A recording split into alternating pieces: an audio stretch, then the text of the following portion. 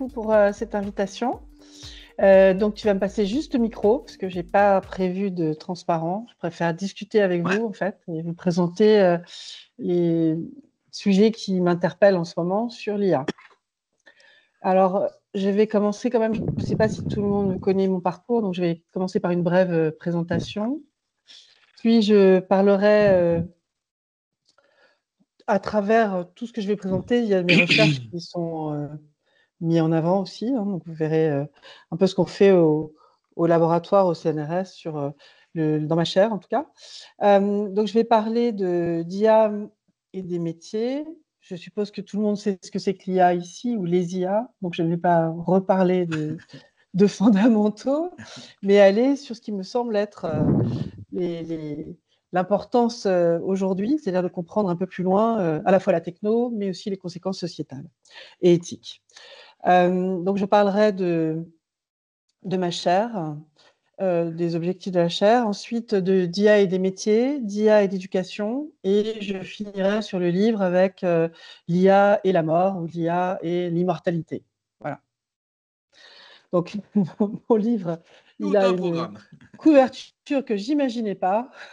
C'est mon éditeur qui l'a demandé à ChatGPT, qui est capable de vous trouver une image à partir du texte. Donc, on a une envolée lyrique d'anges et avec quelque chose un peu démoniaque sur cette couverture. Évidemment, mon point de vue est tout à fait au centre. C'est ce que je vais essayer d'expliquer. Alors, premièrement, donc, mon parcours, moi, je suis quelqu'un qui connaît l'intelligence artificielle depuis le début de sa thèse, puisque j'ai travaillé avec des réseaux de neurones pour faire de la détection, enfin, la reconnaissance de la parole, plutôt le bas niveau de la fusée, c'est-à-dire décodage acoustico-phonétique, avec ce qu'on appelait à l'époque des TDNN, c'est-à-dire des perceptrons multicouches, j'allais dire en anglais, avec des délais temporels sur les couches, et j'avais déjà 2 couches cachées, donc j'étais déjà en deep, si on dit qu'il en faut plusieurs cachées.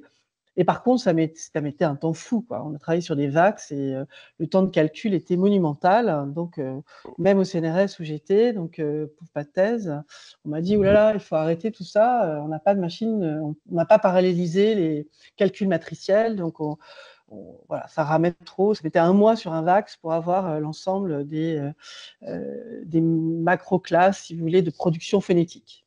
Donc, les plosives, les fricatives voisées, les voyelles, voilà. Donc, et après, j'avais des sous-réseaux pour aller dans ces ensembles, plosives, etc., distinguer entre les différentes formes. Donc, j'avais des réseaux assez fins sur des sons très proches, et puis j'avais des réseaux plus globaux qui regardaient tout ça. Et donc, je l'avais hybridé, donc j'étais très système hybride avec des modèles de Markov pour traiter le haut niveau, le langage, l'aspect temporel du langage, ainsi que le codage du lexique avec sa transformation graphémique, phonétique, graphémique. Enfin, je ne sais pas si vous connaissez tout ça. Donc, je suis issu du traitement automatique de la langue et plus spécifiquement de la parole. Et j'ai commencé à partir de 2000 à m'intéresser, donc après cette thèse sur les réseaux de neurones appliqués à la reconnaissance de la parole, je me suis intéressée en fait, lorsqu'on m'a dit d'arrêter les réseaux de neurones, à tout ce qui était sémantique et dialogique dans l'interaction vocale, à travers des interactions humain-humain ou humain-machine. J'ai beaucoup travaillé avec des robots, en mettant en scène des gens qui étaient de tout âge. Donc, j'ai travaillé sur les voix âgées, sur les voix d'enfants, sur des voix d'adultes, évidemment, les différences de genre, enfin, beaucoup de choses autour de tout ça, pas les accents. Et puis, dernièrement, je me suis réintéressée aux réseaux de neurones. Et surtout, j'ai commencé en 2000 un travail sur les émotions. Donc, qu'est-ce qu'on peut modéliser comme émotion à travers la voix ou le texte, voire l'aspect facial. Mais je n'ai pas continué, je ne suis pas experte dans le visuel, mais plutôt en acoustique. Évidemment, on pourrait ajouter le contexte qui est important. À l'heure actuelle, les travaux sur les émotions se sont focalisés sur les travaux de Barrett, Lisbeth Barrett, qui est une Américaine, qui a détruit, si vous voulez, les théories d'Ekman sur les émotions, qui parlait d'émotions universelles.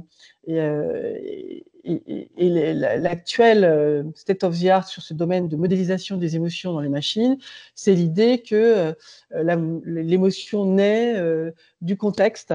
Donc, il n'y a là pas tellement de circuits préconçus avant, et c'est très différent d'un individu à l'autre. C'est très culturel, c'est très social, et donc il y a tout un champ nouveau qui intervient sur l'interaction émotionnelle sociale.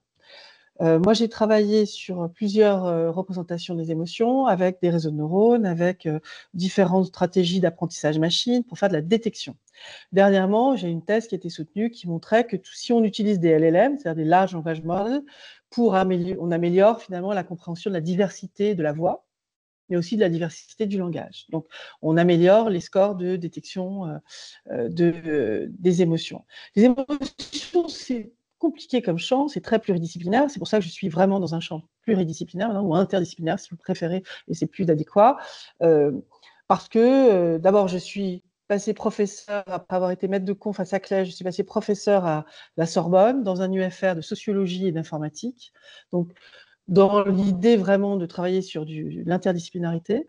Et ma chaire en IA que j'ai obtenue au CNRS, donc à Saclay, elle porte sur le nudge, l'incitation à faire à travers le langage, les nudges linguistiques, nudge acoustiques. Si je ris, vous allez rire. Enfin voilà, que ce soit dans les gestes corporels ou finalement dans les gestes vocaux, il y a une certaine limitation et les émotions se transmettent aussi, aussi comme ça. Donc, Oui. ce sujet Laurence, des... je Ouais, peux te vas-y. couper Ouais, par vas-y. rapport aux émotions. Ouais. Pour toi, la curiosité, ça fait partie des émotions? Non, c'est une action. Une action? D'accord. Ouais. Et ma deuxième question, c'est dans l'IA Act, les IA qui gèrent les émotions sont interdites depuis Non, en elles Europe sont ou interdites dans deux champs, sur l'éducation et pour surveiller si les salariés c'est dans les ça. différents métiers. Mais ce n'est pas interdit dans la médecine, je ne sais pas. Donc, il doit y avoir pour le champ de la médecine des décisions. Je ne pense pas que ce soit interdit tout le temps. Et pour D'accord. les jeux, absolument pas. Or, ce que nous avons dans les mains, ce que nos enfants ont dans les mains, c'est des jouets, des jeux vidéo, tout un tas de trucs, votre téléphone, où là, il y a détection des émotions, si on veut. Ok. Alors, voilà, donc il faut bien clarifier ça. Ce qui, par contre, qui est dans la loi sur l'IA, qui interdit quelque chose dont je vais vous parler juste après, qui faisait partie de ma chaire, il est interdit de faire de la manipulation subliminale. Vous voyez. Mm, mm. Alors, je ne sais pas comment on détecte ça. Hein. C'est très bien de mettre une frontière, mais alors là, je pense que d'un individu à l'autre, d'une culture à l'autre, nous sommes sur un champ très, très flou-flou. Bon, ça fait partie de la loi sur l'IA. Alors, les nudges. Donc, ma chaire en IA portait sur émotion et nudge dans l'interaction humain-parlé avec des robots. Je ne vais pas tout vous dire sur ce qu'on a fait. On a fait beaucoup de choses sur les émotions. On a fait des choses aussi sur le nudge. Alors, je vais aller sur ce champ-là. Pardon. On a cherché à montrer qu'il y avait des différences, que plutôt qu'il y avait une certaine vulnérabilité des enfants face au nudge. Donc, on a monté des tests à l'école. Je n'ai pas fait que ça, mais c'est une expérience qui est la plus marquante, qui était en fait de faire un jeu, le jeu du dictateur, avec un robot en face. Donc, l'enfant avait un robot en face, ou alors un Google Home, ou alors un humain. J'ai créé cela en interdisciplinarité avec des économistes du comportement qui travaillaient sur le nudge. Le nudge, ça a été très théorisé par Richard Thaler, prix Nobel d'économie, qui n'existe pas, on sait, de la Banque de Stockholm, et qui datait de 2017. Le nudge, c'est l'incitation à faire, c'est le coup de pouce. La meilleure image de nudge, si vous ne savez pas ce que c'est, je vous la donne parce que c'est aussi bien de savoir de quoi on parle. Vous êtes en train de réserver une chambre d'hôtel, il en reste une, et puis il y a une petite ligne qui passe, 25 autres personnes regardent la même chose. Tac, je la prends.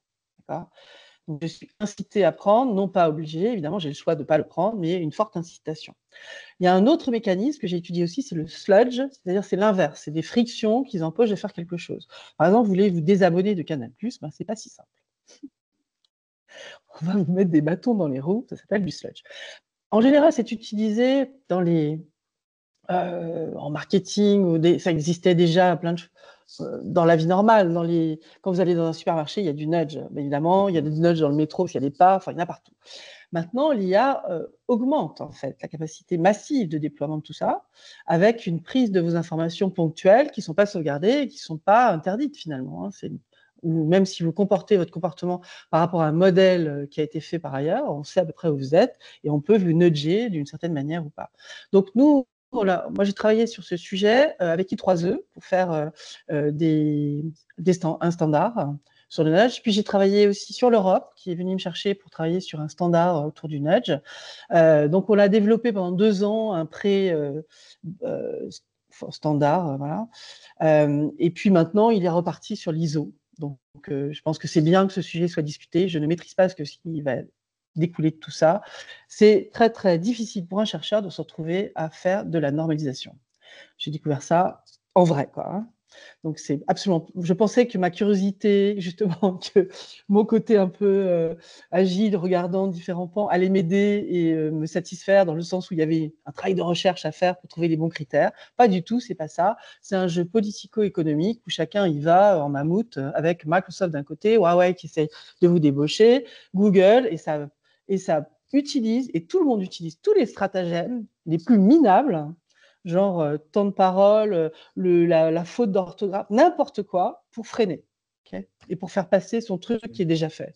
Et comme le temps est, lui, réduit, on a une roadmap réduite, on sait qu'on va à un moment donné se faire coincer, et donc on va prendre finalement le truc tout fait qui vient d'un des acteurs qui a bien peaufiné ça en dehors. Laurence. Après, il faut convaincre les autres. Ouais. J'ai une question de Claudio. Bonjour Claudio, je vois que tu as levé la main. Oui, bonjour Laurence, heureux de pouvoir échanger. Je travaille également sur le SIA. En fait, en interministériel, on a créé le réseau des régulateurs. Et en fait, on essaye de faire remonter à la Commission européenne des éléments en fait, pour travailler sur la régulation des plateformes. J'ai pas vu le nudge comme étant un élément de régulation pour l'instant, d'accord? Non, il est En fait, pas là. il n'est pas là. Voilà. Non. Il n'est On est pas en dans train le de le pousser. On est en il train n'est de le pas dans le pousser, mais SIA. il fait pas partie de la liste Ben des oui, lois. il n'est pas dans le SIA. Cependant, on a pu avoir des retours de l'ARCOM sur les travaux qui ont été faits autour des manipulations des élections, notamment en Roumanie, Oui, oui. et avec différents retours. La question, elle est assez simple, c'est est-ce que le nudge, parce qu'en fait, on a eu le rapport de l'ARCOM qui n'a pas précisé en fait que le nudge avait été utilisé ou aurait pu être utilisé pour cela. Ma question est, est-ce que le nudge a été utilisé dans cette manipulation d'informations?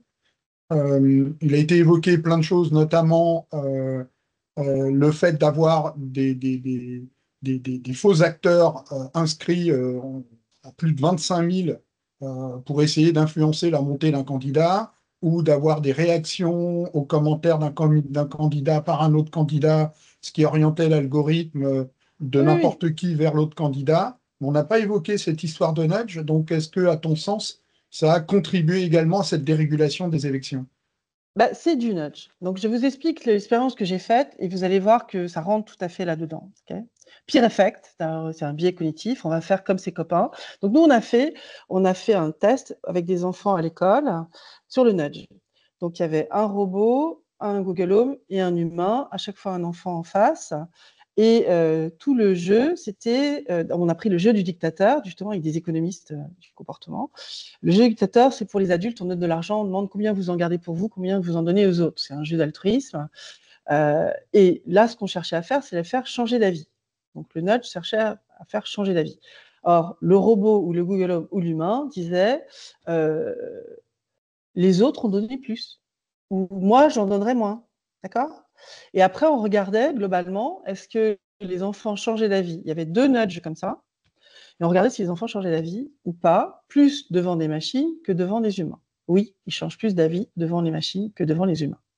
Quand il y a un humain qui dit bon, mais les autres on est plus, il reste souvent immobile devant ses billes en disant bon.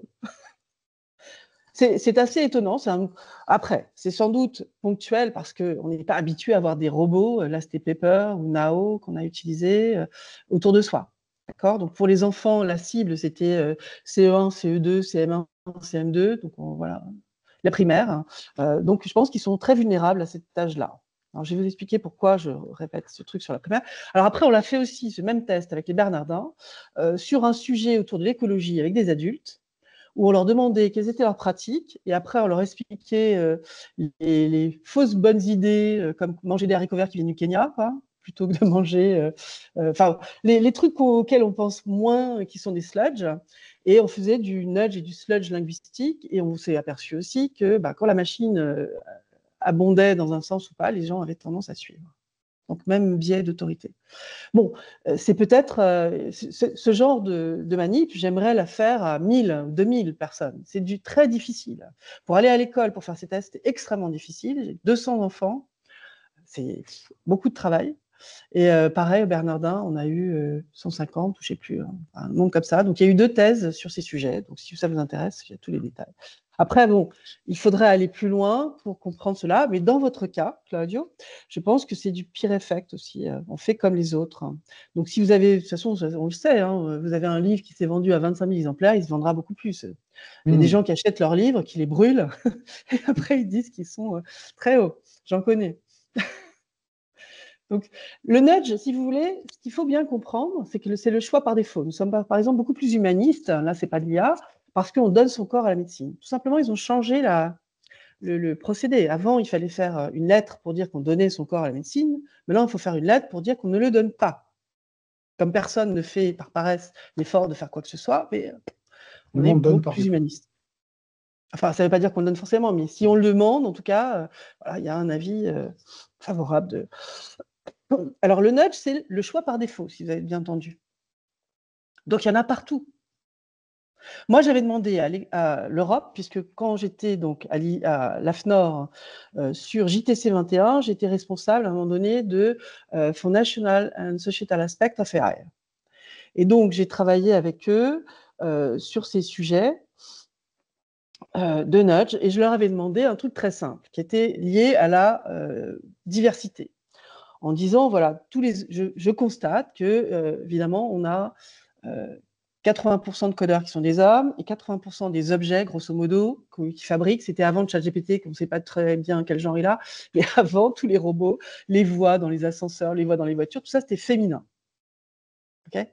Pour avoir rencontré d'ailleurs un banquier suédois, il m'avait dit, bon, mais moi j'ai fait des tests, on était à la télé, j'ai dit, pourquoi Greta et pas Kirk? Il dit, parce que j'ai posé la question à mes clients, ils ont tous dit qu'ils préféraient des voix de femmes, j'ai posé mes questions à mes clientes, elles préfèrent toutes des voix de femmes, donc j'ai pris des voix de femmes. Donc si tout le monde résume ça localement à sa clientèle, il y aura des voix de femmes partout. Or, qu'est-ce que ça veut dire sur la représentation féminisée ou pas? C'est un objet qui papote avec une voix agréable de plus en plus, avec une frontière très fine entre une voix réelle et une voix synthétique, et qu'on peut éteindre quand on veut, qu'on peut maltraiter. Enfin, voilà. Bon. Je pense que c'est aussi sain qu'il y ait autant de représentation de chaque genre et de chaque âge, et blablabla. Bon. Ce qui n'est pas le cas. Il y a Bertrand qui a une question. Bertrand Moquet de Montpellier. Salut. Alors attends, je te dis quand même ce qu'il m'avait dit à ce sujet-là. L'Europe, je leur ai demandé de faire un choix par défaut. Enfin, j'ai dit, voilà, plutôt que d'avoir une voix féminine, faites un tirage aléatoire de la voix, du genre qu'on projette. On projette forcément sur la machine qu'elle a des affects, des connaissances, un genre, blablabla. Donc, des valeurs morales, ce qui est totalement faux, mais la machine n'est pas neutre. Donc, je leur ai demandé, est-ce qu'on ne peut pas obliger chacun, puisqu'ils font une version homme et femme, de choisir au hasard, au départ, quand je prends l'engin, la voiture, l'ascenseur, on ne sait pas si c'est une voix féminine ou masculine, et s'ils veulent, ils changent. Et si c'est obligatoire d'avoir une femme ou un homme, on voit la diversité aussi dans le monde médical, où c'est plutôt un docteur masculin et une infirmière féminine, enfin bon, qui revient dans ce qu'on a vu statistiquement dans le langage. Et donc, c'est quand même intéressant de se dire, si c'est pris au hasard, je m'en remets au choix de l'humain qui va changer pour la version homme ou femme. Et ça, ils n'ont pas voulu. Pourtant, ce n'était pas compliqué. En plus, ce que je disais, si quelqu'un veut absolument que ça soit féminisé ou masculinisé, qu'il explique pourquoi. Au moins, on aurait eu des traces intéressantes à étudier. Allez-y. monsieur Moquet. Oui, alors, en fait, moi, j'ai une question qui m'inquiète sur l'émotion. À une époque, on a créé le RGPD pour protéger, de l'exploitation des données personnelles et je me demande, est-ce que dans les cercles que tu côtoies, on se pose la question du risque d'exploiter des émotions qu'on aurait stockées, et qui permettrait, comme on arrive à personnaliser une interface, graphique en fonction de qui on est, monsieur, madame, je vais avoir, chez un vendeur, une boutique en ligne, plus de vêtements hommes, plus de vêtements femmes, enfin, en fonction de ce que je suis, mon parcours, etc. Est-ce qu'aujourd'hui, où on a la capacité de travailler sur les émotions, est-ce qu'on s'interroge, c'est une question juridique, mais comme tu es euh, dans ces cercles, est-ce qu'on se pose cette question? Parce que c'est pour moi une nouveauté avec l'IA, c'est aujourd'hui très possible de pouvoir augmenter, de te faire Ouais, un profil. Aujourd'hui, tu es en colère parce que tu as utilisé tel ouais, mot dans le ouais. chat, tu vois, et Mhm. donc pourquoi pas te pousser à faire des commentaires un peu chauds parce que tu es déjà chaud, etc. Voilà, c'est un peu tout ça. Alors, Et en fait, c'est une question compliquée parce que oui, d'abord, je ne pardon. fais pas de droit, donc je vais, Oui, je vais dire ce que je connais et puis vous vérifierez. Euh, donc, normalement, on n'a pas le droit de profiler. Pour un geste d'accord. commercial, on n'a pas le droit de profiler quelqu'un. Et qu'est-ce que ça veut dire? Jusqu'où ça va? En fait, les limites, c'est les limites qu'il faut aller regarder. Parce que finalement, sans profiler quelqu'un, je peux, à partir juste de ce qu'il est en train de dire et du flux, je peux l'apparenter à un groupe ou à un autre, parce que j'ai déjà des modèles. Donc, je ne l'ai pas profilé, mais je sais quand même qu'il appartient à un groupe. Et je peux lui envoyer la musique, le truc, le machin, qui est prédominant dans ce groupe-là. Mhm. Donc ça existe chez Meta à fond, quoi. Bah maintenant, tout n'est pas Facebook. Ça existe un peu partout. Okay, ils ont, je ne sais plus combien, j'ai eu la liste des profils. Enfin bon, il y a plein de profils. Donc, on sait contourner un peu le RGPD. Alors ensuite, les émotions, c'est encore plus compliqué maintenant. Parce que jusqu'à présent, on n'avait pas beaucoup de corpus à noter. Il fallait annoter les corpus, c'est du prédictif, donc c'est un réseau de neurones. J'ai besoin d'avoir une entrée visuelle, audio, multimodale, tout ce que vous voulez, et puis un tag qui me dit, là, c'est des émotions comme ci, comme ça. Comme j'ai dit, on est revenu du Ekman, où c'était des émotions catégorielles, à quelque chose de dimension continue. Là, j'ai une thèse qui va être soutenue sur les dimensions continues, qui ne sont pas du tout simples. Et puis, il y a aussi d'autres théories, mais qui sont plus difficiles à mettre en œuvre, de sciences cognitives. Mais il y a la théorie de Barrett qui dit que c'est le contexte qui vous donne, en fait, l'idée que c'est une émotion. Et ça, c'est les LLM. Les D'accord. LLM embarquent dans leur façon d'encoder l'attention, finalement, du contexte autour d'une émotion. Alors, c'est plus sur le texte, mais c'est vrai aussi sur l'audio. Moi, je travaille sur Moshi, par exemple, qui est le dernier système qui sort de chez QTI. Vous voyez ce que c'est? Moshi Moshi, c'est Allo Allo. Mhm. QTI, c'est la sphère, c'est le truc de Xavier Niel et Saadé, etc. C'est super bien parce qu'ils ont une plateforme qui s'appelle Scaleway qui permet d'aller chercher, de faire tourner des modèles de haut niveau avec 70 milliards de paramètres que je ne peux pas faire tourner partout. Mais dans nos données, hein, le vrai sujet, c'est retrouver ce papier du MIT qui disait il faut être poli avec ChatGPT. Tout ça, j'écris ça. Alors, je ne fais pas de pub pour mon livre parce que je ne sais pas faire de la pub. Mais en gros, tout ça, j'écris ça là-dedans avec les Merci. risques. Il y a tout un chapitre sur les émotions, l'imagination, la curiosité, la conscience et la mort. Voilà. Avec beaucoup de politique au début et à la fin, puisque c'était en plein dans Trump. Donc, je ne me suis pas pu m'empêcher de dire voilà le cadre à l'heure actuelle. Et bon. Alors, CLLM, pour revenir à ça, j'ai une autre thèse qui va démarrer sans doute bientôt. Pour l'instant, c'est un stagiaire de M2, sur justement quel est le pouvoir émotionnel de ces machines. Puisque si vous essayez Moshi, vous téléchargez ça assez facilement, vous pouvez le faire mettre en colère. De la même façon, il y a Cézanne qui a fait un autre système qui s'appelle Maya. Et ce système, quand je lui parle, alors c'était rigolo, moi je fais ça avec mes étudiants, je lui ai demandé de lui dire son prénom et l'étudiante dit je m'appelle Maya. Ah, ça parle qu'anglais, hein, tout ça. Je m'appelle Maya et la Maya en question s'est mise à rire. Donc je ne dis pas que c'est une émotion, mais c'est quand même une réaction très humaine. Et donc elle est capable de se mettre en colère, de rire, de faire des trucs qu'on n'a pas l'habitude, quoi. Et donc ça arrive et c'est encodé dans les données. Donc ce que je cherche à faire, c'est par rapport à des benchmarks qu'on connaît sur les émotions, comment ça répond, Mhm. tu vois, ces différents systèmes, pour essayer de comprendre. Jusqu'à présent, et puis pourquoi pas l'hybrider avec un système émotionnel pour avoir quelque chose de plus contrôlé. Le vrai problème des LLM, c'est le contrôle. Hein. Mhm. Contrôle et responsabilité. Donc, Merci. il va falloir qu'on contrôle avec des modèles hybrides. Je pense que c'est ça l'avenir. Ou changer d'algorithme total. Et je suis Yann Lequin dans ce qu'il dit, effectivement. Parce que un LLM, c'est extrêmement réduit. Quand je veux mettre ça sur un robot, ça ne comprend rien. Enfin, je veux dire, c'est une information numérique, et absolument pas spatiale ni temporelle. C'est rigolo, d'ailleurs, les mots qui reviennent en ce moment, les mots du passé, qui reviennent dans le langage, parce qu'ils sont usités par ChatGPT, qui a englobé tout un tas de textes de façon plate, sans aucune chronologie. Vous êtes d'accord? Ça bouffe tout au même niveau.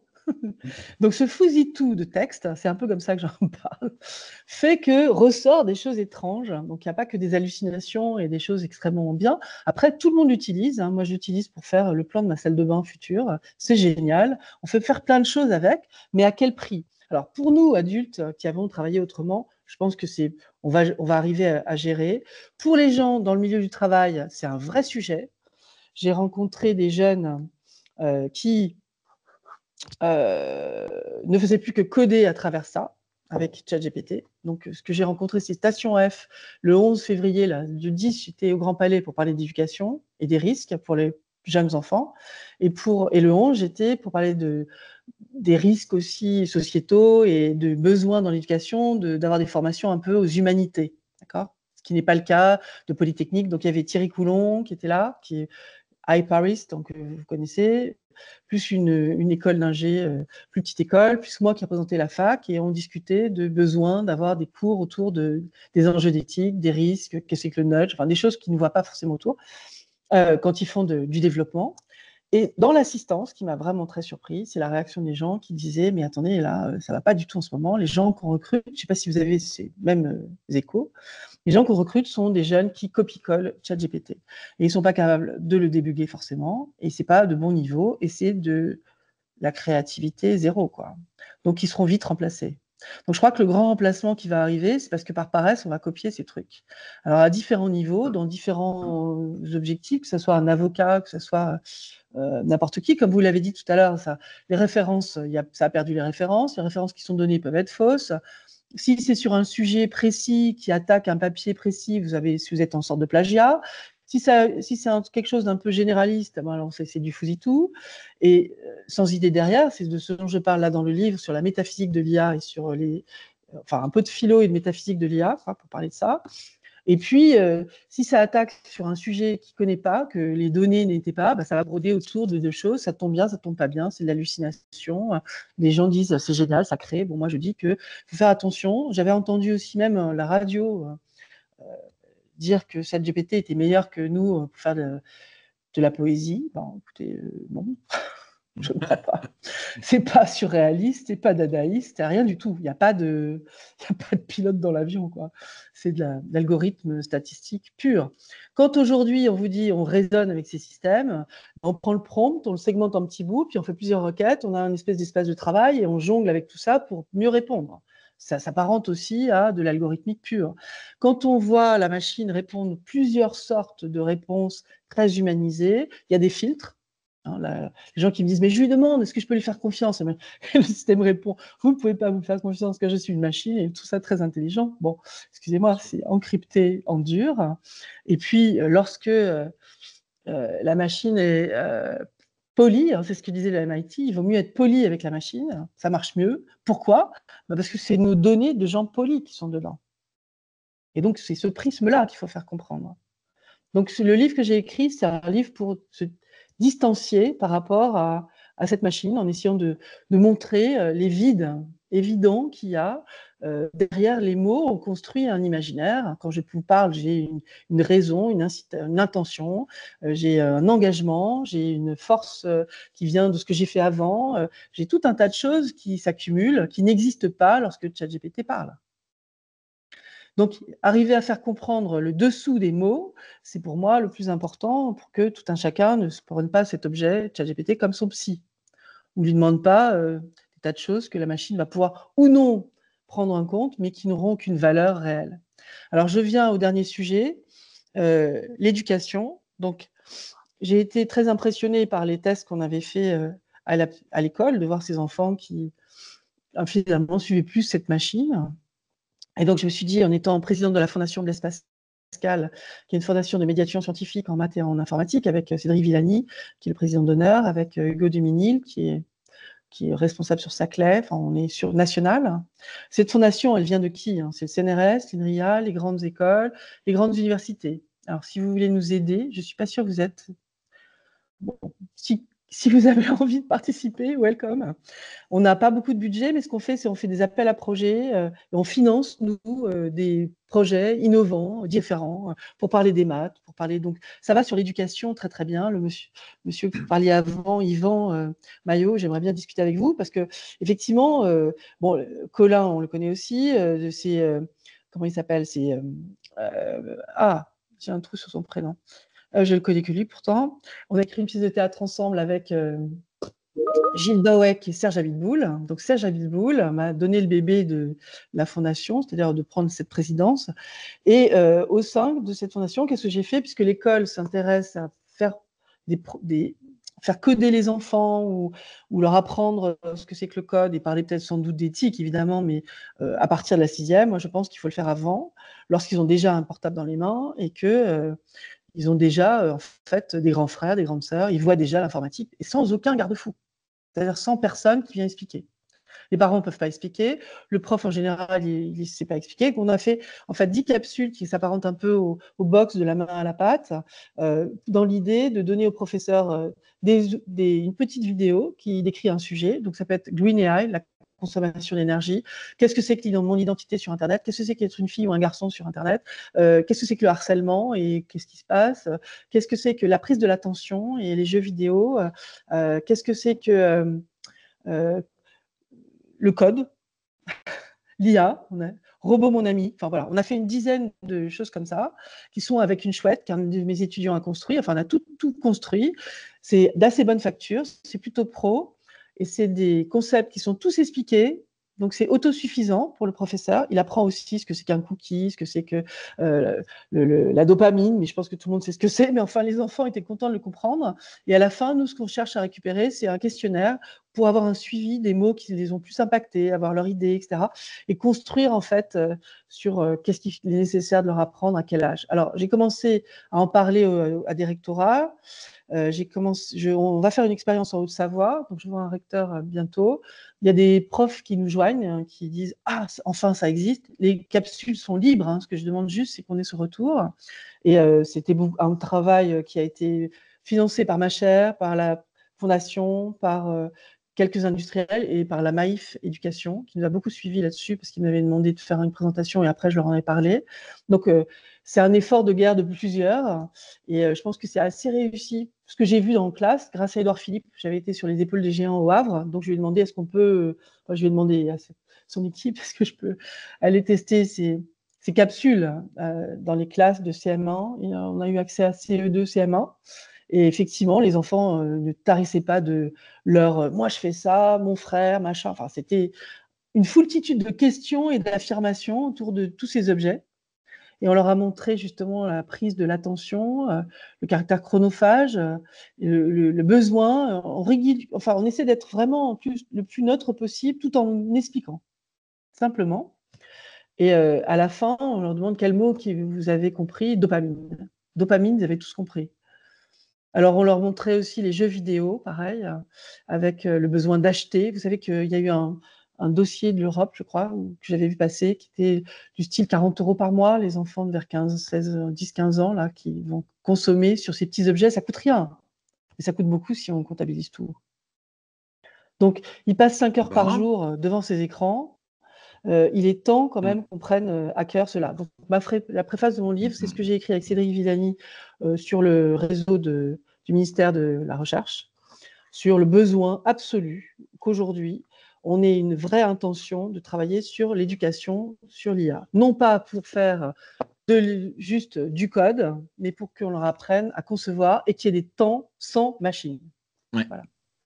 On en a déjà discuté dans la communauté entre nous. Déjà, il y a eu un exposé, notamment, il y avait François Bocquet qui a exposé les stratégies dans différents pays, ce qui se passait un peu ailleurs. On regarde un peu ce qui se passe un peu partout. Voilà. Il y a Claudio qui a dit qu'il était volontaire pour te donner un coup de main, hein. Donc, Ah toi, ben ton génial. appel, ton appel au peuple. Ah. Non, mais c'est très difficile en fait. C'est vraiment très difficile d'arriver. C'est tout gratuit. C'est Laurence, très difficile. peut-être te dire ce que je fais quand même. Donc, moi, je suis Ouais, conseiller on va peut-être en reparler après. Si tu veux bien, on très se fera vite, très, tous les deux. très rapidement. Donc, moi, je suis conseiller du directeur donc, Audran. Et mon job là, c'est de travailler au niveau du RIA et de la mise en œuvre du RIA, de travailler sur la mise en œuvre du réseau des régulateurs, des plateformes. Et donc, je me suis intéressé à ça parce que justement, c'est le croisement de l'IA, etc. Et on est en train de créer une sorte de doctrine pour l'éducation sur l'IA qui devrait sortir, dans lequel travail, ou sur lequel travaille Elie Alouche, qui est assez connu pour les travaux des GTNUM que j'ai créés, et sur, on va dire, la sortie de cette doctrine avec Axel Jean. Donc, effectivement, c'est des sujets qui nous intéressent vraiment, d'où ma présence aujourd'hui. Merci Christophe, comme souvent, et le fait de pouvoir échanger après sur Eh ben, peut-être d'autres génial. opérations. Alors, Bah, si tu pour veux, moi, Laurence, ouais, ouais. En je fait, vais ce te que j'aimerais rajouter. bien, c'est que les enfants aient la même distance. En fait, c'est ça qu'il faut créer pour moi. Il faut créer une distance avec la parole de l'objet. Si tu veux, Laurence, moi je te rajoute à la communauté, comme ça tu auras la mail de tout le Ouais, ouais, monde. ouais. On a une petite base de données entre nous avec nos coordonnées, et puis je te Oui, mettrai puis les j'ai vu qu'il y a tiennes. plein de ressources, donc je veux bien aller. Bon, J'ai ben déjà je te vu des rajoute. choses qui peuvent Ok. m'intéresser. Je vais te rajouter ça. Et puis, bah, si Bon, tu veux après, intervenir, on aime bien faire des débats comme ça aussi. ouais, ouais. Alors, des fois, on avait prévu un quart d'heure, mais on n'est jamais dans les temps. Donc, il n'y a Bah, pas de je sais problème pas. par rapport à Vous ça. me dites, hein, je m'arrête. Hein. Non, non, non, non. Je Et peux au contraire, continuer. on pourra C'est se passionnant. refaire un sujet, trouver des thématiques parce qu'il y en a beaucoup et puis on a besoin de se poser, on a besoin d'échanger, on a besoin de discuter. Donc c'est un peu le lieu. Donc on a des moments formels, on aura d'autres moments un peu moins formels dans la communauté. Voilà. Ben, un grand merci pour cette intervention. Bon, si vous le lisez, envoyez-moi vos commentaires. Je sais qu'il y Voilà. a encore des fautes de frappe, ça a été écrit. Bon, Ouais. non, pas relu. Il y a toujours des fautes de frappe. Ouais. Donc, Vous m'envoyez. moi, je vais te rajouter, je te ferai suivre aussi les discussions. Bah, si tu es dans Ah la oui, communauté, tu si. auras accès à J'ai tout. une Ouais, dernière question. ouais. Les deadbots.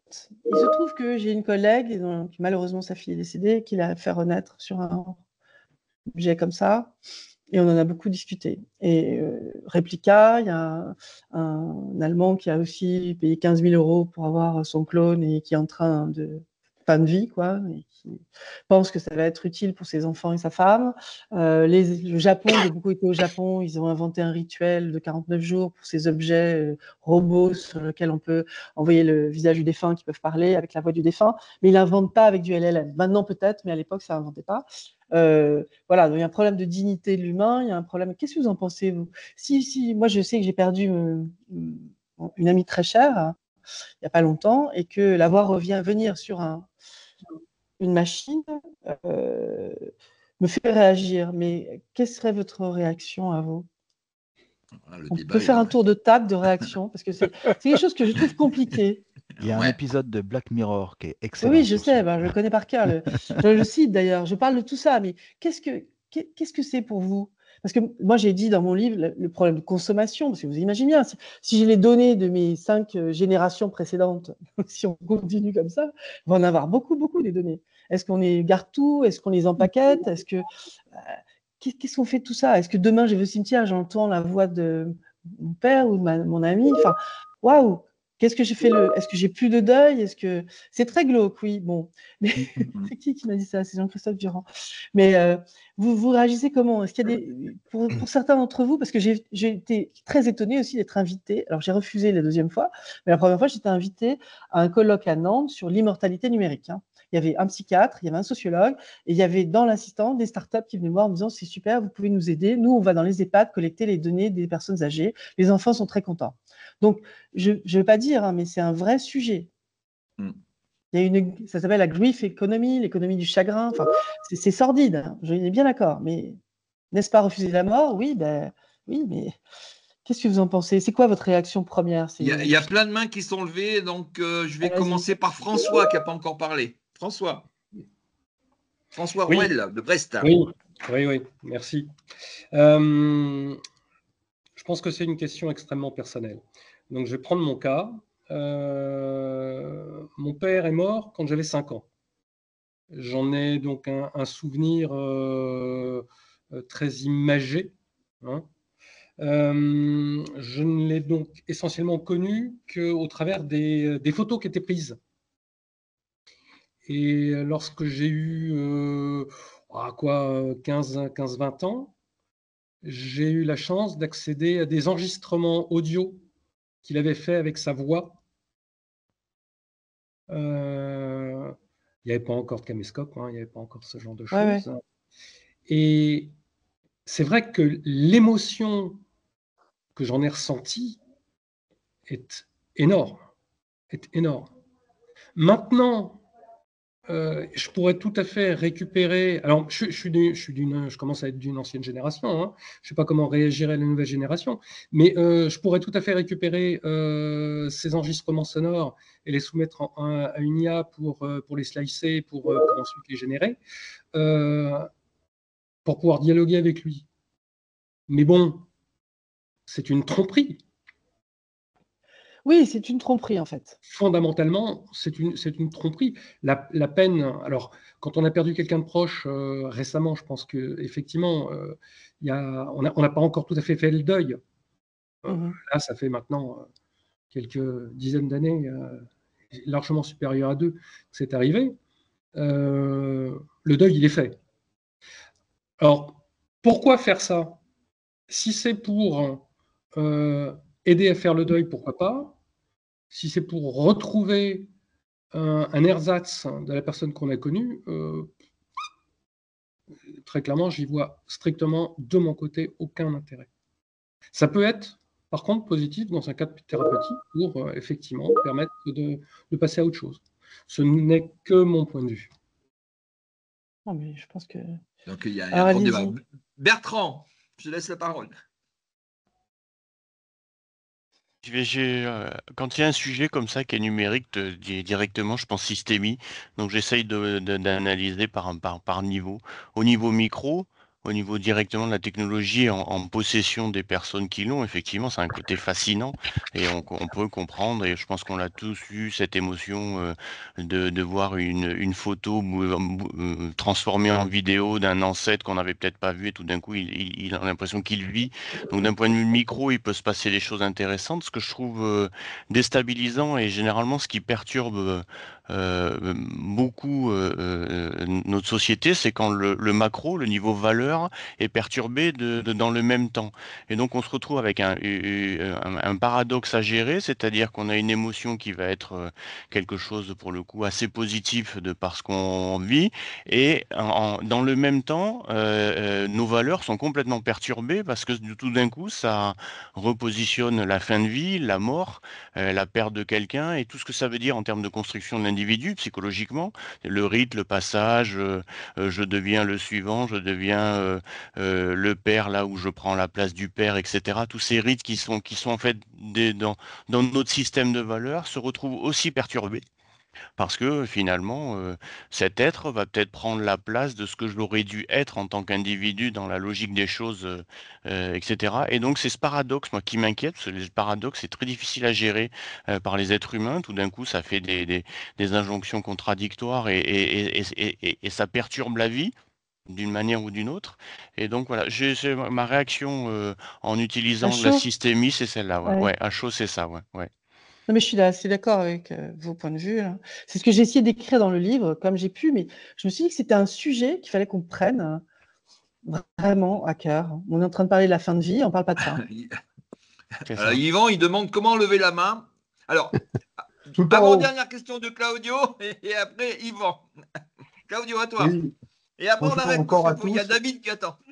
Bonjour encore à tous, je vais essayer d'aller vite.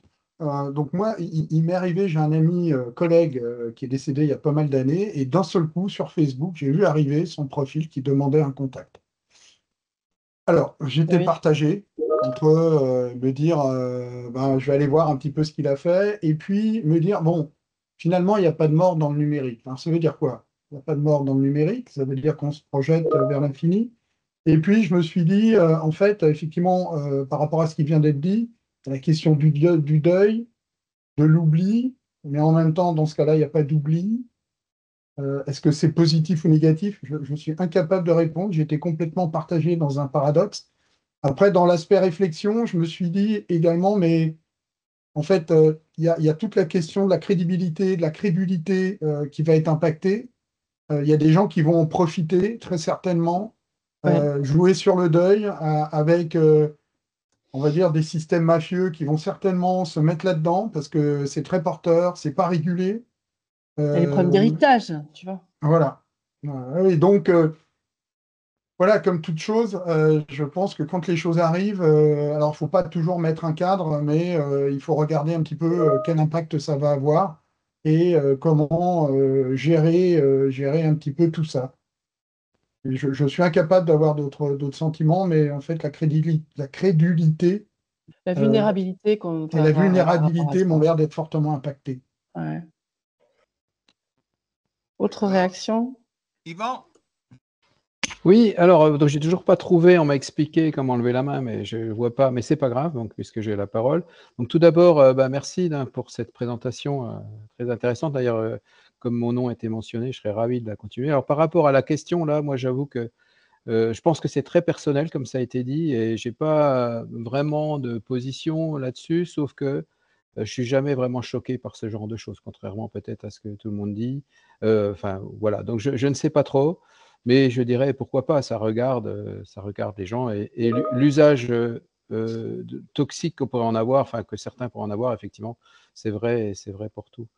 Mais en Est-ce que, fait, moi, ouais, oui, vas-y, vas-y. non, non, mais non, Non, ok. non, juste me disais quand tu n'es pas choqué, moi non plus je suis pas choquée quelque part. Enfin, je suis choquée par la crédulité des gens face à ça, quoi. En gros.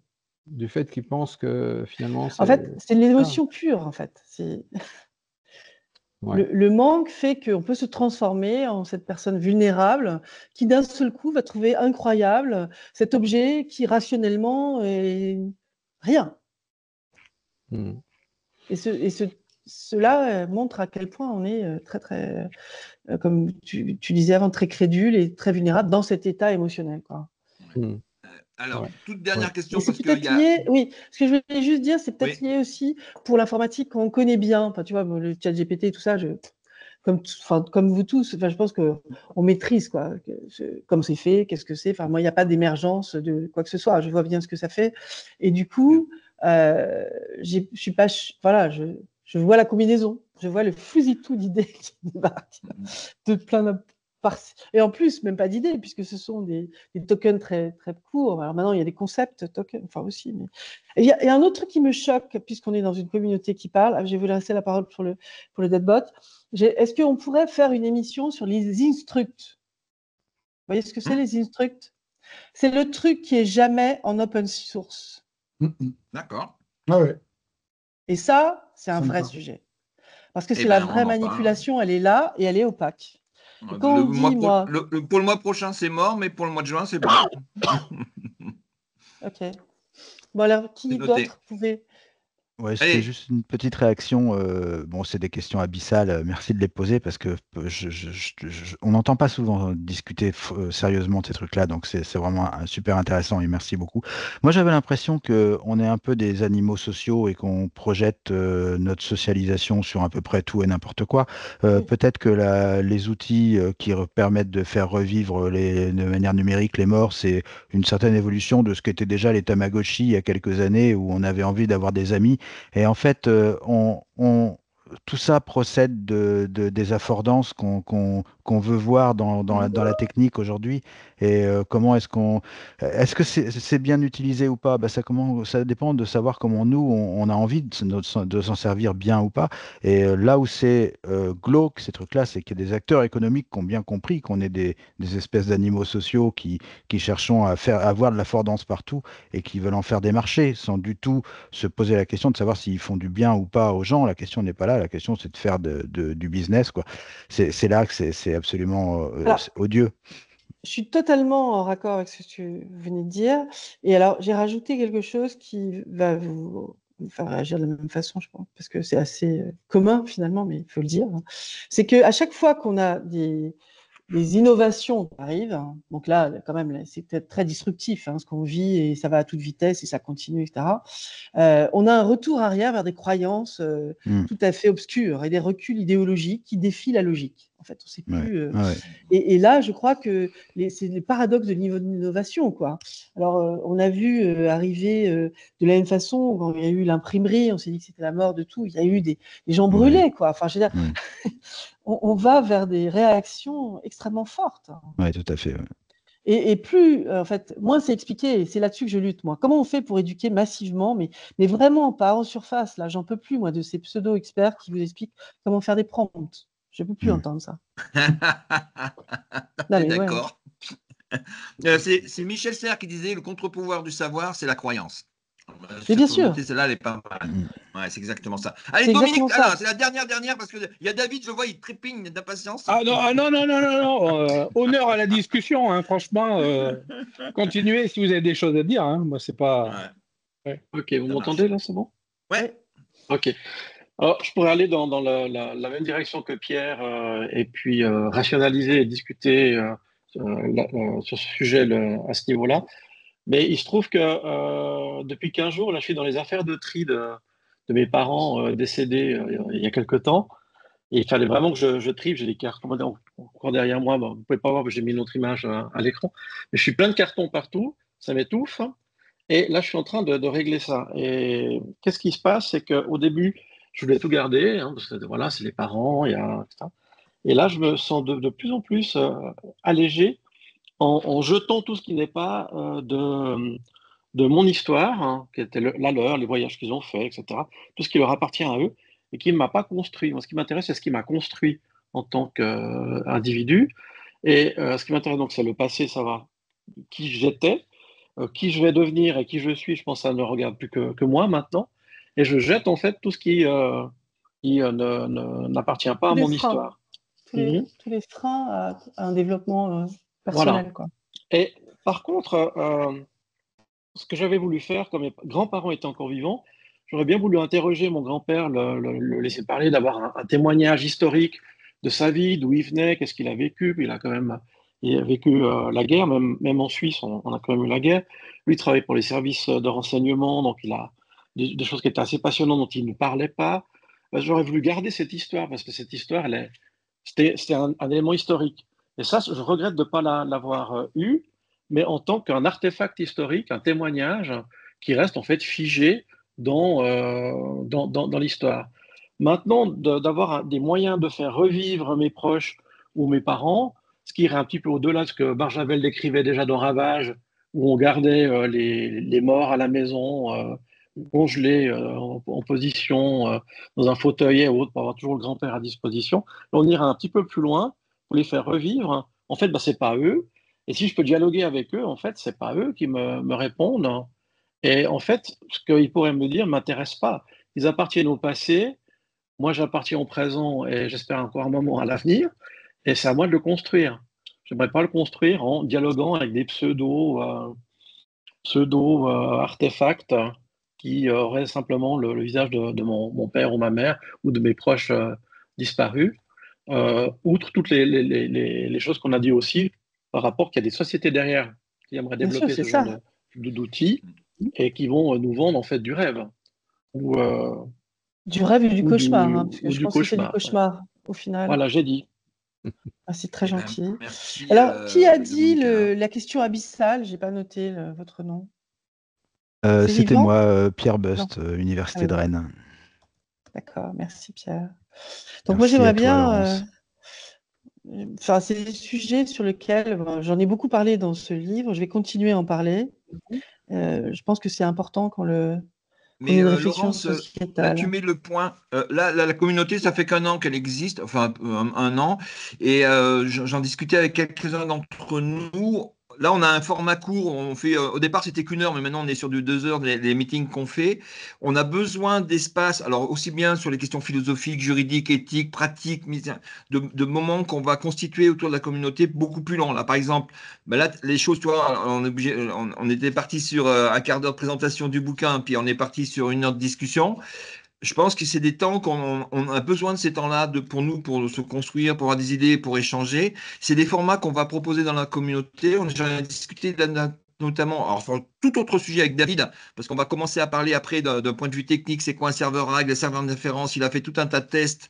Donc là, l'idée, c'est en un quart d'heure, il va prendre, ou une demi-heure, je ne sais pas, parce que David, il est aussi bavard que toi, présenter les systèmes d'inférence, les tests qu'il a commencé à faire. Je dis, fais-moi un truc d'un quart d'heure, il m'a fait 160 slides, donc je dis, ça ne va pas le faire. Et donc, on s'est dit, on va avoir des moments d'introduction, comme on vient de faire sur des sujets, et on aura des temps longs. Alors, je ne sais pas si c'est en journée ou en soirée, il faudra voir avec les emplois du temps d'un peu tout le monde, où on pourra se poser entre nous, parce que on n'est pas dans les trucs grand public, mais entre nous pour vraiment échanger sur des thématiques un peu pointues, parce qu'on a besoin, nous tous ensemble, alors ça peut être technique, ça peut être éthique, ça peut être philosophique. Et donc, on aura des temporalités, je ne sais pas si je vais appeler ça atelier, enfin, on verra, ou des moments de réflexion IA Forsup, où on aura ces échanges-là dans la communauté. Donc, toi, on a besoin aussi de ces temps-là. Voilà. En tout cas, grand merci. Donc, j'ai noté que tu revenais en juin. Donc, je te remettrai derrière un peu comment s'expliquer comment on fonctionne. Si tu veux rajouter toi-même des événements, parce que tout le monde est contributeur dans la communauté. Donc, si tu as des choses à dire, des choses comme ça, je t'expliquerai comment ça fonctionne. Merci.